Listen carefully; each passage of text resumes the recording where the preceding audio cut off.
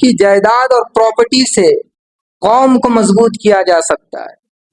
وقف کی پراپرٹی سے قوم کے ہر کمزور پہلو کو مضبوط کیا جا سکتا ہے۔ وقف کی پراپرٹی سے قوم کی مالی حالت کو درست کیا جا سکتا ہے۔ وقف کی پراپرٹی سے قوم کی معیشت کو مضبوط کیا جا سکتا ہے۔ وقف کی پراپرٹی سے قوم کے بیوہ عورتوں کے مسائل کو حل کیا جا سکتا ہے۔ وقف کی پراپرٹی سے قوم کے یتیم بچوں کے مسائل کو حل کیا جا سکتا ہے۔ وقف کی پراپرٹی سے قوم کی گرتی ہوئی تعلیم کو مضبوط کیا جا سکتا ہے۔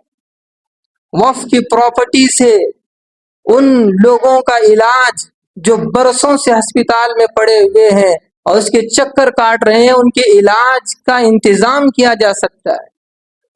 وقف کی پراپرٹی سے قوم کے ان بیوہ اور مطلقہ خواتین اور لڑکیوں کے مسائل کو حل کیا جا سکتا ہے جو اپنی باپ کی چوکھٹ پر بیٹھ کر خون کے آنسو رو رہی ہیں۔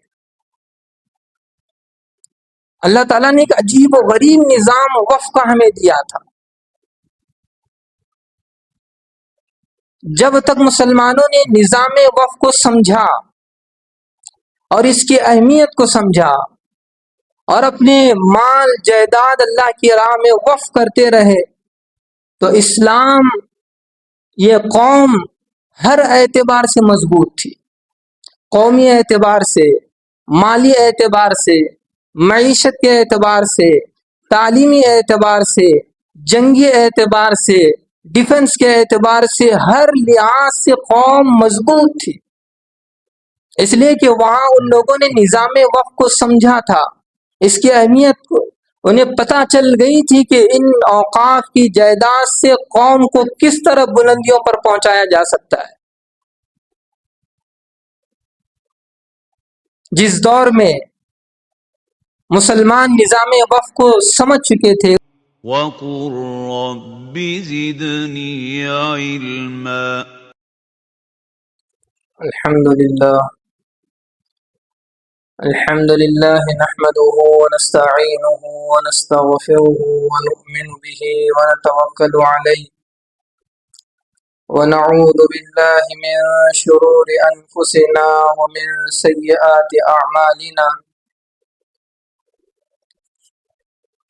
من يهده الله فلا مضل له ومن يضلله فلا هادي له، ونشهد أن لا إله إلا الله وحده لا شريك له، ونشهد أن سيدنا ومولانا محمدا عبده ورسوله الذي أرسل بالحق بشيرا ونذيرا وداعيا إلى الله بإذنه وسراجا منيرا۔ قال الله تعالى في القرآن المجيد والفرقان الحميد: أعوذ بالله من الشيطان الرجيم، بسم الله الرحمن الرحيم، لا تنالوا البر حتى تنفقوا مما تحبون، صدق الله العظيم۔ رب اشرح لي صدري ويسر لي أمري واحلل عقدة من لساني يفقهوا قولي۔ اللهم صل على سيدنا محمد وعلى آل سيدنا محمد وبارك وسلم۔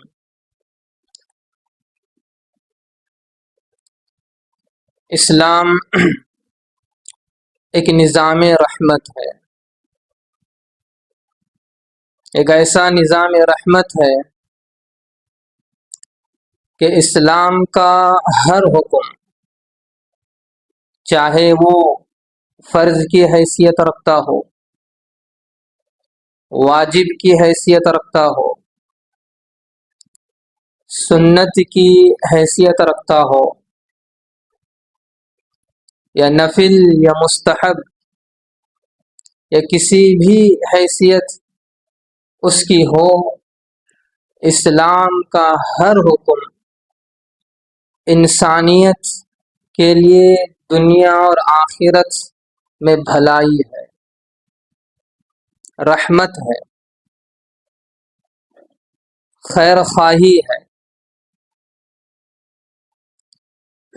لوگ سمجھتے ہیں کہ شریعت انسانیت پر ایک بوجھ ہے۔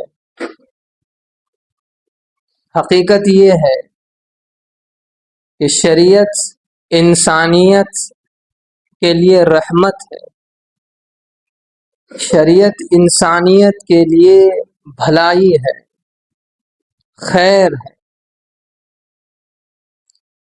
یہ الگ بات ہے کہ یہ ہماری نادانی، ہماری کم عقلی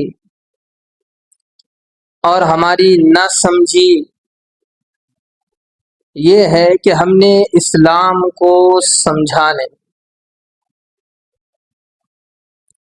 اسلام کو پڑھا نہیں، شریعت کو نہ سمجھنے کی کوشش کی، کبھی اس بات کی کوشش ہی نہیں کی کہ چلو ہم اسلام کو سمجھے تو صحیح۔ اسلام کس قدر انسانیت کے لیے رحمت ہے، اسلام کس قدر انسانیت کے لیے بھلائی چاہتا ہے، اسلام کس قدر انسانیت کے لیے خیر خواہی چاہتا ہے۔ انسانیت تو انسانیت، اسلام تمام چرند و پرند، تمام جانداروں کے لیے بھلائی اور خیر خواہی چاہتا ہے۔ جن لوگوں نے اسلام کو پڑھا اور اسلام کو سمجھا ہے، یقین کریں کہ ان کے لیے اسلام کے بغیر، شریعت کے بغیر ایک لمحہ گزارنا ممکن نہیں۔ جن لوگوں نے واقعی اسلام کو سمجھا ہو، واقعی شریعت کو سمجھا ہو، وہ اسلام کے بغیر لمحے بھر جینا پسند نہیں کرے۔ اسلام نے جو انسانیت کو احکامات دیے ہیں، ہم اس کو احکامات سمجھتے ہیں، ہم اس کو بوجھ سمجھتے ہیں، نہ جانے ہم ان احکامات کو کیا کیا سمجھتے ہیں۔ اگر ہم یوں غور کریں اپنے مشفق رب کی طرف سے، یہ میرے لیے رحمت ہے، انسانیت کا پیارا رب ہمیں کچھ احکامات دے رہا ہے۔ ذرا سوچیں کہ ماں باپ جب اپنے اولاد کو کوئی حکم کرتے ہیں، کیا اس حکم میں اولاد کا کوئی نقصان ہوتا ہے یا فائدہ ہوتا ہے؟ ظاہر سی بات ہے کہ ماں باپ جب اپنے اولاد کو کوئی حکم کرتے ہیں، کوئی بات کرنے کو کہتے ہیں، تو اس میں اولاد کی بھلائی ہوتی ہے، خیر خواہی چھپی ہوتی ہے۔ اب ذرا سوچیں کہ انسانیت کو پیدا کرنے والا رب جب وہ ہمیں کوئی احکامات دے رہا ہے، کوئی بات ہمیں کرنے، اس پر عمل کرنے کو کہہ رہا ہے، تو یقیناً اس میں کچھ نہ کچھ فائدہ ہے، اس میں کچھ نہ کچھ ہماری بھلائی ہے۔ اللہ تعالیٰ نے جو احکامات ہمیں دیے ہیں، ان احکامات کا فائدہ انسانیت ہی کو ہے، سماج ہی کو ہے، سوسائٹی ہی کو ہے۔ ان احکامات کا کوئی فائدہ اللہ کو نہیں پہنچے گا، اور نہ اللہ کو اس فائدے کی کوئی ضرورت ہے۔ اللہ تو ان تمام چیزوں سے پاک ہے، اللہ کو اس کی کوئی ضرورت نہیں ہے۔ اس کو یوں ایک مثال سے سمجھیں تو کوئی شوگر کا پیشنٹ ہے، مریض ہے۔ اب اس شوگر کے مریض کو ڈاکٹر اور گھر والے یہ کہہ رہے ہیں کہ بھئی آپ میٹھی چیز نہ کھائیں، آپ میٹھی چیز نہ کھائیں، اور اس کو میٹھی چیز کھانے سے روک رہے ہیں، منع کر رہے ہیں۔ اب ذرا بتائیں کہ ڈاکٹر اور اس مریض کے گھر والوں کا اس مریض کو میٹھی چیز سے روکنا اور میٹھی چیز نہ کھانے سے منع کرنا، کیا اس میں اس ڈاکٹر کا کوئی فائدہ ہے؟ اس گھر والوں کا اس میں کوئی فائدہ ہے کہ بھئی اس فائدے کو سامنے رکھ کر گھر والے اور ڈاکٹر کہہ رہے ہوں کہ بھئی آپ میٹھا نہ کھائیں اس لیے کہ اس میں ہمارا فائدہ ہے؟ بلکہ حقیقت میں اس میں خود اس مریض کا فائدہ ہے، اس مریض کی بھلائی ہے، اس میں اس کی خیر خواہی ہے۔ یہ ڈاکٹر اور یہ اس مریض کے گھر والے اس کا بھلا چاہتے ہیں، اس کو ہلاک ہونے سے بچانا چاہتے ہیں، اس کو تباہ ہونے سے بچانا چاہتے ہیں۔ وہ ایک خیر خواہی کے طور پر کر رہے ہیں کہ آپ میٹھا نہ کھائیں، آپ کوئی میٹھی چیز کا استعمال نہ کریں اس لیے کہ یہ آپ کو ہلاک کر دے گی۔ بالکل اسی طرح اسلام نے انسانیت کو بہت سی چیزوں سے روکا ہے، بہت سی چیزوں سے، جھوٹ سے، غیبت سے، رشوت سے، شراب سے، جوئے سے، ظلم سے، تشدد سے اور ناانصافی سے، ظلم کرنے اور ظلم کا معاون بننے سے، بغض اور حسد سے، عداوت اور نفرت سے، تکبر اور غرور سے، اس قسم کی بہت سی برائیوں سے اسلام نے انسانیت کو روکا ہے۔ اور جب اسلام انسانیت کو ان چیزوں سے روکتا ہے تو اس میں اسلام کا کوئی فائدہ نہیں ہے بلکہ سماج ہی کا اس میں فائدہ ہے، انسانیت ہی کا اس میں فائدہ ہے۔ اسلام تو ایک ایسا مذہب ہے کہ وہ صرف مسلمانوں کی بھلائی کو پسند نہیں کرتا، اسلام صرف مسلمانوں کی خیر خواہی کو پسند نہیں کرتا، اسلام صرف مسلمانوں کی ترقی کو پسند نہیں کرتا، بلکہ اسلام تو ساری انسانیت کی بھلائی کو پسند کرتا ہے، ساری انسانیت کی خیر خواہی کو پسند کرتا ہے، ساری انسانیت کی ترقی کو پسند کرتا ہے۔ انسانیت تو انسانیت اسلام چرند پرند اور جانداروں کی بھلائی اور خیر خواہی کو پسند کرتا ہے۔ اسلام تو یہ خوبیاں اور کمالات اپنے اندر رکھتا ہے۔ اسلام ایک ایسا گلدستہ ہے، کاش کہ ہم اس کو سمجھ پاتے، اسلام کی ہم خوبیوں کو سمجھتے، اسلام کے کمالات کو ہم سمجھتے کہ اسلام ایک ایسا حسین گلدستہ ہے، ایک ایسا حسین باغ ہے، اس کے اندر اس قدر خوبیاں ہیں، کمالات ہیں، اس کے اندر بھلائی ہے، خیر خواہی ہے، ہمدردی ہے، ایک دوسرے کا ساتھ دینا ہے، ایک دوسرے کا معاون اور مددگار بننا ہے، ایک دوسرے کی ترقی کو پسند کرنا ہے، ایک دوسرے کو آگے بڑھنے میں مدد کرنا ہے، بہت سی خوبیاں اور کمالات کا گلدستہ، اس کا نام اسلام، اس کا نام شریعت ہے۔ زندگی گزارنے کے بہترین طریقے، پرسکون زندگی گزارنے کے وہ انمول راز اسلام نے انسانیت کو بتائے ہیں،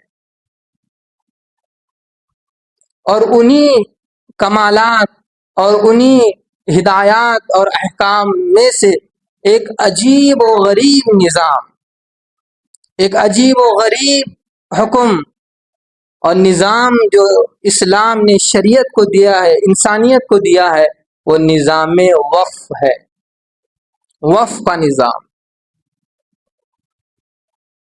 وقف کا نظام یہ ایسا عجیب و غریب نظام ہے کہ اس وقف کے نظام سے ساری انسانیت فائدہ اٹھا سکتی ہے، سارا سماج اس سے فائدہ اٹھا سکتا ہے، ساری قوم اس سے فائدہ اٹھا سکتی ہے۔ یہ نظام وقف کیا ہے؟ اللہ تعالیٰ نے انسانیت کے محبوب اور پیارے رب نے انسانیت کو وقف کرنے کا کیوں حکم دیا؟ اس کو سمجھنے کی ضرورت ہے۔ یہ نظام وقف کیا ہے؟ کیوں اللہ نے اس نظام وقف کو انسانیت کو دیا ہے؟ ہمیشہ سے جو پاک فطرت لوگ ہوتے ہیں، ان کا مزاج، ان کی طبیعت ہمیشہ سے یہ رہی ہے کہ وہ ایک دوسرے کی مدد کرتے ہیں، ایک دوسرے کی بھلائی چاہتے ہیں، ایک دوسرے کی خدمت کرتے ہیں، اور ایک دوسرے کی خدمت کرنے کو وہ اپنی سعادت سمجھتے ہیں۔ جن کی فطرت پاک ہوتی ہے وہ ان خدمات کو اپنی سعادت سمجھتے ہیں، احسان نہیں سمجھتے۔ دوسرے کے کام آنے کو وہ یوں نہیں سمجھتے کہ میں نے کسی پر احسان کیا، وہ اپنے احسان کو جتاتے نہیں ہیں، بلکہ وہ یہ سمجھتے ہیں کہ میں اور میری ذات کسی کے کام آ جائے یہ میری سعادت ہے، میں کسی کے کام آ جاؤں یہ میری سعادت ہے، یہ میری نیک بختی ہے۔ دنیا میں جتنے قومیں آئی ہیں، جتنے سماج آئے ہیں، ان کے اندر بھی یہ مزاج رہا، ان کے اندر یہ مزاج رہا کہ وہ سماج کی خدمت میں ایک دوسرے کے کام آیا کرتے تھے، ایک دوسرے کی بھلائی، ایک دوسرے کی راحت اور ایک دوسرے کے سکون کے لیے مختلف طریقے اپناتے تھے، مختلف طریقے۔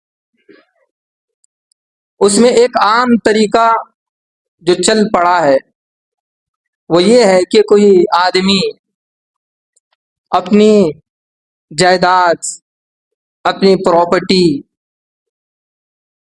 یا اپنا مکان یا اپنا گھر یا اپنے روپیے پیسے، کوئی بھی چیز جس پر اس کی ملکیت ہے، وہ کسی غریب کو، کسی یتیم کو، کسی بیوہ کو، کسی طلاق شدہ کو یا کسی اپاہج کو، کسی معذور کو وہ تحفے میں دے دیا کرتا تھا یا ہبہ کر دیا کرتا تھا یا ہدیے میں دے دے۔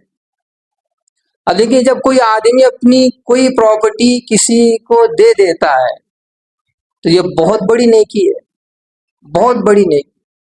اللہ کے یہاں اس نیکی کا بہت بڑا اجر ہے، اور اس کا فائدہ بھی ہے۔ اس کا فائدہ یہ کہ اس کی ضرورت پوری ہو جائے گی اور وہ ضرورت مند اس چیز کا مالک بن جائے گا۔ فائدہ تو اس میں ہے اور نیکی بھی بہت بڑی ہے، اللہ کے یہاں اس نیکی کا بہت بڑا مقام ہے، لیکن اس عمل میں فائدہ محدود ہے۔ بہت کم لوگ اس عمل سے فائدہ اٹھا پاتے ہیں۔ عمل تو بہت اچھا ہے، اللہ کے یہاں مقبول ہے، لیکن اس کا فائدہ چند لوگوں کو ملتا ہے، چند لوگ ہی اس سے فائدہ اٹھا پاتے ہیں۔ اسلام نے اس سے بڑھ کر اس کے علاوہ ایک ایسا نظام دنیا کو دیا، ایک ایسا نظام دنیا کے سامنے اسلام نے لایا کہ وہ ایسا عجیب و غریب نظام ہے کہ اس نظام سے محدود لوگ ہی نہیں بلکہ ساری انسانیت اس سے فائدہ اٹھا سکتی ہے، سارا سماج اس سے فائدہ اٹھا سکتا ہے، ساری قوم اس سے فائدہ اٹھا سکتی ہے، قوم کا ہر فرد اس سے فائدہ اٹھا سکتا ہے۔ وہ نظام وقف ہے، وقف کا نظام۔ یہ نظام وقف کیا ہے؟ وقف کہتے ہیں کہ اپنی کسی ملکیت کو، اپنی کسی چیز کو، ویسے تو دنیا میں جتنی چیزوں پر انسان اس کا مالک بنا ہوا ہے، ان تمام چیزوں کا حقیقی مالک اللہ ہے۔ حقیقی مالک تو اللہ ہے۔ وَلِلَّهِ خَزَائِنُ السَّمَاوَاتِ وَالْأَرْضِ وَلِلَّهِ لَهُ مُلْكُ السَّمَاوَاتِ وَالْأَرْضِ، کہ زمین و آسمان میں جتنی چیزیں ہیں، جتنے خزانے ہیں، ان سب پر حقیقی ملکیت اللہ کی ہے۔ لیکن اللہ نے اس دنیا کے نظام کو اس طرح بنایا ہے کہ اس دنیاوی نظام میں اللہ نے وقتی طور پر، عارضی طور پر بہت سی چیزوں کا انسان کو مالک بنایا۔ اب انسان ان چیزوں کا مالک بنا پھرتا ہے، اس طرح پھرتا ہے گویا وہ اس چیز پر ہمیشہ ہمیشہ کا مالک ہے، جبکہ اللہ نے اسے وقتی طور پر، عارضی طور پر ایک وقت تک اس چیز کا مالک بنایا ہے۔ اب وقف کہتے ہیں کہ اپنی کسی ذاتی چیز کو، اپنی کسی ملکیت کو اپنی ملکیت سے نکال کر اللہ کی ملکیت میں دے دینا، اللہ کی ملکیت قرار دے دینا، اور اس چیز کے فائدے کو، اس کے نفع کو، چونکہ اللہ کو اس کا فائدہ، اللہ اس کے فائدے کی حاجت نہیں ہے، اللہ کو اس کے فائدے کی ضرورت نہیں ہے، اللہ تو ان تمام چیزوں سے پاک ہے، مستغنی ہے۔ اب اس چیز کے فائدے اور نفع کو انسانیت کے لیے عام کر دینا، انسانیت کے لیے عام کرنا، اپنی ملکیت سے نکال کر اللہ کی ملکیت قرار دینا اور اس کے فائدے کو انسانیت کے لیے مقرر کرنا، اس کو کہتے ہیں وقف۔ اور یہ وقف اللہ کا ایسا نظام ہے، ایک ایسی نعمت ہے، ایک ایسی رحمت ہے کہ جب نبی علیہ السلام نے آج سے 1400 سال پہلے دنیا کے سامنے اس نظام وقف کو رکھا، تو پھر اس کے بعد انسانیت نے جس تیز رفتار سے ترقی کی ہے، 1400 سال پہلے ہزاروں سال آئے، ہزاروں سال گزر گئے، انسانیت نے اس تیز رفتاری سے کبھی ترقی نہیں کی جب سے نبی علیہ السلام نے انسانیت کو یہ نظام وقف پیش کیا۔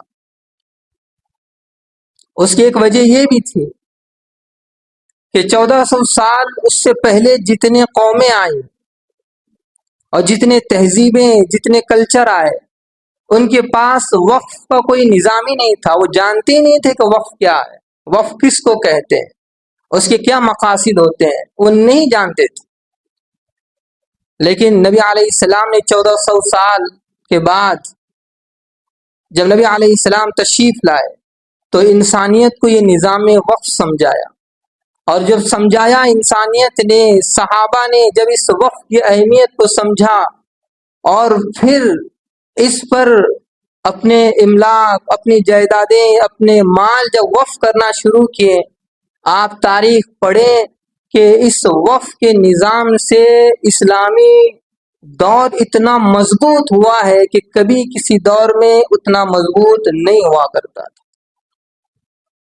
اس لیے کہ نظام وقف میں اس وقف کی جائیداد اور پراپرٹی سے قوم کو مضبوط کیا جا سکتا ہے، وقف کی پراپرٹی سے قوم کے ہر کمزور پہلو کو مضبوط کیا جا سکتا ہے، وقف کی پراپرٹی سے قوم کی مالی حالت کو درست کیا جا سکتا ہے، وقف کی پراپرٹی سے قوم کی معیشت کو مضبوط کیا جا سکتا ہے، وقف کی پراپرٹی سے قوم کے بیوہ عورتوں کے مسائل کو حل کیا جا سکتا ہے، وقف کی پراپرٹی سے قوم کے یتیم بچوں کے مسائل کو حل کیا جا سکتا ہے، وقف کی پراپرٹی سے قوم کی گرتی ہوئی تعلیم کو مضبوط کیا جا سکتا ہے، وقف کی پراپرٹی سے ان لوگوں کا علاج جو برسوں سے ہسپتال میں پڑے ہوئے ہیں اور اس کے چکر کاٹ رہے ہیں، ان کے علاج کا انتظام کیا جا سکتا ہے، وقف کی پراپرٹی سے قوم کے ان بیوہ اور مطلقہ خواتین اور لڑکیوں کے مسائل کو حل کیا جا سکتا ہے جو اپنی باپ کی چوکھٹ پر بیٹھ کر خون کے آنسو رو رہی ہیں۔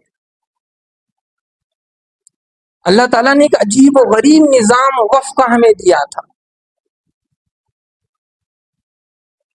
جب تک مسلمانوں نے نظام وقف کو سمجھا اور اس کی اہمیت کو سمجھا اور اپنے مال جائیداد اللہ کی راہ میں وقف کرتے رہے تو اسلام یہ قوم ہر اعتبار سے مضبوط تھی، قومی اعتبار سے، مالی اعتبار سے، معیشت کے اعتبار سے، تعلیمی اعتبار سے، جنگی اعتبار سے، ڈیفنس کے اعتبار سے، ہر لحاظ سے قوم مضبوط تھی، اس لیے کہ وہاں ان لوگوں نے نظام وقف کو سمجھا تھا، اس کی اہمیت کو انہیں پتہ چل گئی تھی کہ ان اوقاف کی جائیداد سے قوم کو کس طرح بلندیوں پر پہنچایا جا سکتا ہے۔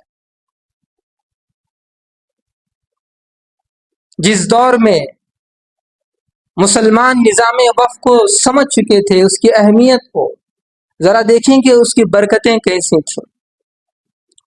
ایک دور وہ آیا کہ اسلامی حکومت کو یہ اعلان کرنا پڑا کہ اب کوئی اپنی جائیداد وقف نہ کرے، اس لیے کہ قوم کے جتنے ضروری مسائل تھے وہ اب حل ہو چکے ہیں، قوم کا کوئی کمزور پہلو باقی نہیں رہا، لہذا اب کوئی اپنی جائیداد وقف نہ کرے، یہ اعلان اسلامی حکومت کو کرنا پڑا۔ اور پھر انہوں نے کہا کہ اگر کوئی وقف کرنا چاہتا ہے تو اس کے لیے ایک دفتر بنایا گیا، علماء اور ماہرین کی ایک کمیٹی بنائی گئی، اگر کوئی وقف کرنا چاہتا ہے تو وہ آئیں، اپنا نام لکھائیں، اپنی جائیداد وہاں رجسٹر کرائیں، اور پھر وہ علماء اور وہ ماہرین کی کمیٹی غور کرے گی کہ آپ کا مال قوم کے کس کمزور پہلو میں لگانا چاہیے، قوم میں کہاں کمزوری ہے، تعلیم میں یا بیواؤں کے مسائل میں یا یتیم کے مسائل میں یا علاج معالجے کے مسائل میں کہاں کمزوری ہے، وہاں وہ جائیداد لگائی جائے۔ ذرا سوچیں کہ اس وقت مسلمانوں نے نظام اوقاف کو کس قدر اس کی اہمیت کو سمجھا تھا۔ دمشق میں ایک خاتون کو اپنی جائیداد وقف کرنی تھی، وہ آئیں، دفتر پہنچی اور کہا کہ مجھے اپنی زمین وقف کرنی ہے، تو علماء اور ماہرین کی کمیٹی نے کہا کہ ٹھیک ہے بہن، آپ اپنی جائیداد وقف کریں، ہم غور فکر کریں گے کہ آپ کی اس جائیداد کو قوم کے کس کمزور پہلو میں لگانا ہے۔ جب علماء اور ماہرین نے غور و فکر کیا تو اس بہن سے کہا کہ بہن، اس وقت انسانیت اور اس قوم کے لیے کوئی ایسا کمزور پہلو نہیں ہے کہ وہاں آپ کی اس جائیداد کو استعمال کیا جائے۔ ذرا سوچیں کہ جب نظام وقف مسلمانوں نے اس کو سمجھا تھا، یہ اللہ کی اس رحمت کو سمجھا تھا، تو اس کا اس قدر خوبی سے استعمال ہوا تھا کہ قوم میں کوئی کمزوری نہیں تھی، کسی پہلو میں کمزوری نہیں تھی۔ اور پھر اس بہن سے کہا کہ انسانیت اور قوم کے اعتبار سے تو کوئی کمزوری نہیں ہے، لیکن ایک بات ہے ہم آپ کو کہنا چاہتے ہیں، وہاں آپ کی یہ جائیداد ہم صرف کرنا چاہتے ہیں، وہ یہ ہے کہ ہمارے دمشق کے پڑوس ملک، وہاں جب سردی کا موسم ہوتا ہے تو وہاں سے بہت سے پرندے پرواز کر کے دمشق اور فلسطین کو آتے ہیں، وہ وہاں کی سردی وہ برداشت نہیں کر پاتے، وہ 6 7 4 5 مہینے ہمارے ملک میں رہتے ہیں۔ ہم یہ چاہتے ہیں، آپ سے اجازت لینا چاہتے ہیں کہ آپ کی اس وقف کی پراپرٹی کو ہم ان پرندوں کے لیے استعمال کریں، تاکہ جب وہ 4 6 مہینے کے لیے آئیں تو ان کے لیے گھونسلے ہم بنائیں، ان کے دانہ اور پانی کے لیے استعمال کریں۔ اللہ اکبر! ذرا سوچیں کہ ان لوگوں نے وقف کی جائیداد کا کس خوبی سے استعمال کیا کہ وقف کی جائیداد سے مسلمانوں کے سارے مسائل حل ہو گئے، اب انسانیت سے بڑھ کر وہ جانوروں کی اور چرند و پرند کی فکر کر رہے تھے کہ وقف کی پراپرٹی سے اب پرندے فائدہ اٹھائیں۔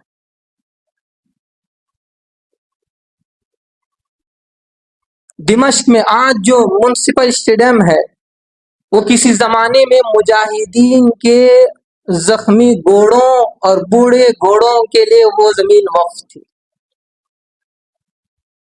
ذرا سوچیں کہ نظام وقف ایک اللہ کی کتنی بڑی نعمت ہے، قوم کے سارے مسائل اس سے حل ہو رہے تھے، لیکن افسوس بہت دکھ کے ساتھ یہ کہنا پڑتا ہے کہ آج بھی اس ملک کے کونے کونے میں وقف کی کروڑوں کی زمینیں ہیں، کروڑوں کی جائیداد ہے، لیکن کوئی مقاصد نہیں۔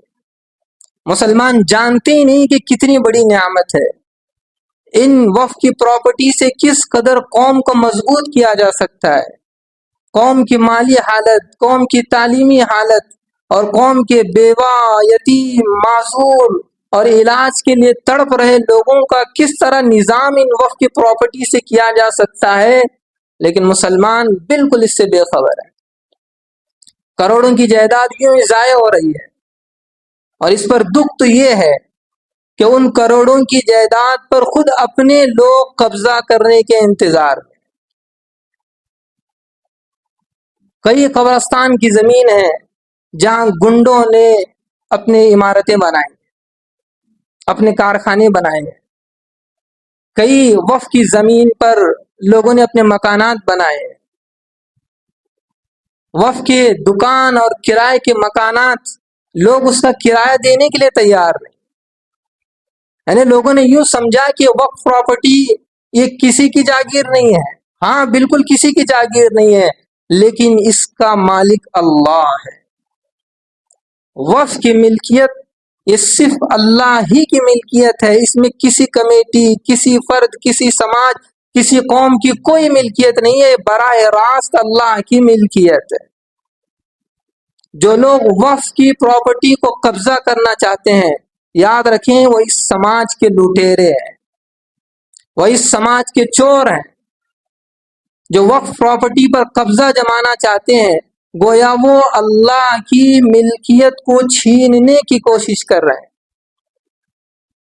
کسی مسلمان مومن کے لیے اس سے بڑھ کر اور بدبختی کیا ہو سکتی ہے کہ وقف کی پراپرٹی جو اللہ کی ملکیت ہے اسے چھیننے کی کوشش کرے۔ اب حکومت نے دیکھا کہ بھائی اب تک تو کروڑوں کی جائیداد ان کے اپنے لوٹ رہے ہیں، ذرا ہم بھی اس کا مزہ چکیں، ذرا ہم بھی تو اس سے فائدہ اٹھائیں۔ تب حکومت نے وقف امینڈمنٹ بل پیش کی، اگرچہ کہ وہ پارلیمنٹ میں اس کی منظوری نہیں ہو سکی، اسے پھر پارلیمانی جوائنٹ کمیٹی کی طرف بھیج دیا گیا، لیکن ذرا سمجھیں کہ مسلمانوں سے بڑھ کر حکومت اس پر کس طرح قبضہ کرنا چاہتی ہے۔ اس امینڈمنٹ بل میں ایسا کیا ہے کہ جس کی وجہ سے علماء اور دانشوران قوم یہ کہہ رہے ہیں کہ یہ بل اگر پاس ہو جاتی ہے تو پھر یہ اوقاف کی تباہی اور بربادی کا بہت بڑا ذریعہ ہے، یہ کسی NRC سے کم نہیں ہے۔ موجودہ حکومت اس امینڈمنٹ بل کے ذریعے سے اوقاف کے نظام اور اس کے مقاصد کو ختم کرنا چاہتی ہے۔ جن لوگوں نے اس بل کو پڑھا اور سمجھا ہے وہ اس کی خطرناکی کو، اس کی ہولناکی کو محسوس کرتے ہیں۔ اس بل میں جو تجاویز پیش کی گئی ہیں اس میں سے چند آپ سنیں، آپ حیران رہ جائیں گی کہ یہ کوئی بل مسلمانوں کے فائدے کے لیے نہیں لائی گئی، بلکہ مسلمانوں کی جائیداد کو ہڑپنے اور اس کو صفحہ ہستی سے مٹھانے کے لیے لائی گئی۔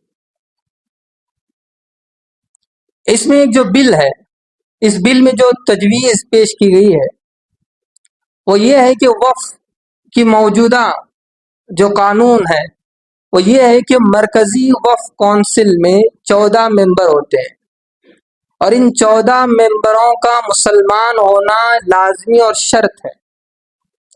لیکن اب جو یہ امینڈمنٹ بل لائی گئی ہے اس میں یہ تجویز رکھی گئی ہے کہ ممبر 14 نہ ہوں بلکہ 23 ہوں، اور مسلمان ہونے کی شرط کو ختم کر دیا گیا، یعنی اب اس 23 ممبر میں کوئی بھی اس کا ممبر بن سکتا ہے، ہندو بھی بن سکتا ہے، سکھ بھی بن سکتا ہے، اور کوئی اور مذہب کا آدمی اس میں بن سکتا ہے۔ اور مزید یہ کہ اس 23 ممبر میں 2 غیر مسلم ممبر لازمی ہیں۔ اب بتائیں کہ وقف یہ ہماری عبادت ہے، وقف ایک عبادت ہے، اور ایک مذہبی معاملہ ہے. اب اس مذہبی معاملے میں غیر مسلم کو اس میں حصے داری دی جا رہی ہے. کیا کوئی کسی مندر کی کمیٹی، کسی گرودوارے کی کمیٹی یا کسی مٹھ کی کمیٹی یہ برداشت کرے گی کہ اپنی کمیٹی میں کوئی مسلمان اس میں شامل ہو؟ ہرگز کوئی برداشت نہیں کرے گا. لیکن حکومت چاہتی ہے کہ وقف مرکزی وقف کونسل میں 23 ممبر میں 2 غیر مسلم ممبر ضرور ہوں، اور اس میں مسلمان ہونے کی کوئی شرط نہیں.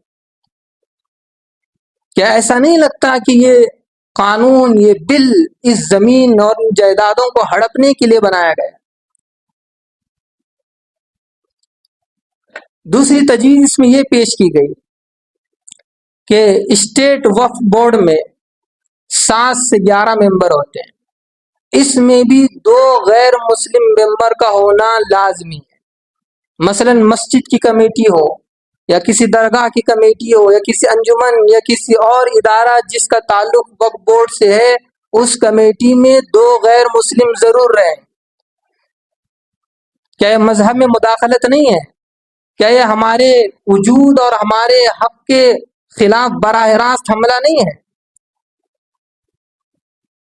اس میں یہ تجویز پیش کی گئی ہے کہ جو وقف کے نظام کو جانتے ہیں کہ وقف میں کسی ممبر کو طے کیا جاتا ہے تو وہ الیکشن کے ذریعے سے ہوتا ہے.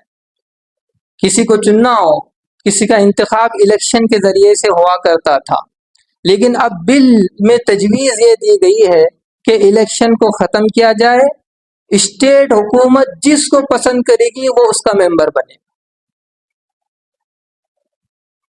اسٹیٹ حکومت جس کو پسند کرے گی وہ اس کا ممبر ہوگا. اب وہ چاہے ہندو ہو، مسلم ہو، سکھ ہو، اسٹیٹ حکومت جس بندے کو پسند کرے گی وہ اس کا ممبر ہوگا. اس بل میں یہ بھی تجویز رکھی گئی ہے، دیکھیے وقف ایکٹ جو بنایا گیا وہ جائیداد، اوقاف کی جائیداد کی حفاظت کے لیے بنایا گیا. لیکن اب اس بل میں یہ تجویز پیش کی گئی ہے کہ برسوں سے اوقاف کی زمین پر جن لوگوں کا قبضہ ہے 20 سال تک، چاہے وہ حکومت کے ادارے ہوں یا گنڈوں کا اس پر قبضہ ہو، اس پر کوئی مقدمہ نہ ہو، وہ انہی کی ملکیت ہو.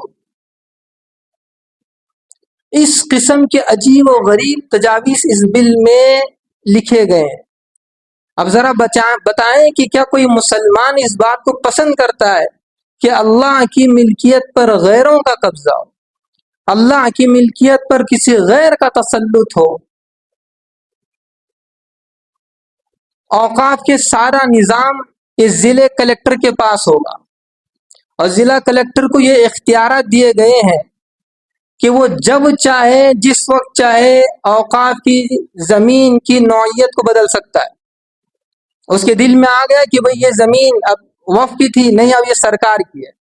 اب سرکار وقف بورڈ کو حکم جاری کرے گی کہ یہ زمین جو آپ کے یہاں وقف بورڈ میں رجسٹر ہے، اس کے رجسٹریشن کو ختم کر دیں، یا اب یہ حکومت کے حوالے آ گئی. اس قسم کے عجیب و غریب تجاویز اس بل میں لکھے گئے. لہذا ایک موقع ہمیں یہاں دیا گیا ہے کہ یہ بل چونکہ پارلیمنٹ میں منظور نہیں کی گئی، ظاہر سی بات ہے کہ اس طرح بیوقوفانہ تجاویز ہوں گے تو ضرور اس کو نامنظوری ملنی تھی.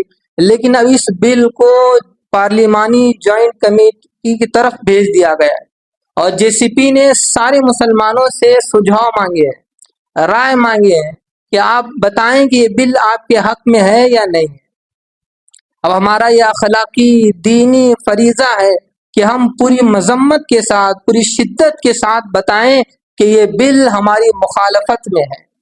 یہ بل ہماری اوقاف کے جائیداد کو ہڑپنے اور اس کے نظام کو ختم کرنے کے لیے کئی دنوں سے یہ چل رہا ہے. لیکن افسوس کہ ایسے مسلمان بھی ہیں جو بالکل اس سے بے خبر ہیں، بالکل بے خبر. اور ایسے مسلمان بھی ہیں کہ اب تک انہوں نے میل بھی نہیں کیا، جبکہ دشمن ان سے کوئی سجاؤ نہیں مانگے، لیکن وہ اس کی تائید میں ہزاروں کی تعداد میں میل بھیج چکے ہیں. اور ہم ہیں کہ ہمیں پتہ ہی نہیں ہے کہ میل بھیجنا ہے اور کیا کرنا ہے، کیا ہونے جا رہا ہے. اور آج اس کا آخری دن ہے، میل بھیجنے کا، اپنی رائے بھیجنے کا آج آخری دن ہے. لہٰذا یہ ہم سب کی ذمہ داری ہے کہ ہم اپنی رائے JCP کو بھیجیں. اس کے لیے بہت آسان طریقے علماء نے، دانشوروں نے ہمارے لیے مہیا کیے ہیں کہ بس ایک کوڈ ہے، ایک QR کوڈ ہے، اس پر اسکین کرنا ہے اور میل کے بٹن کو دبانا ہے، اپنا نام اس میں لکھنا ہے، یہ میل جہاں پہنچنا ہے وہاں پہنچ جائے.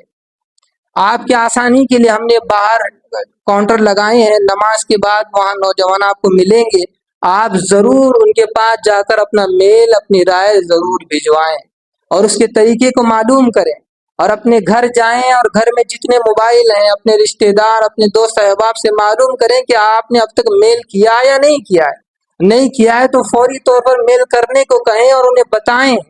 یہ ہمارا دینی اور اخلاقی فریضہ ہے. اگر ہم یہ بھی نہ کریں تو ہم اللہ کے یہاں مجرم قرار پائیں گے کہ اللہ کی ملکیت پر کوئی غیر قابض ہو رہا تھا اور ہمارے پاس اتنا وقت نہیں تھا کہ ہم میل کر کے اس کی مذمت کریں.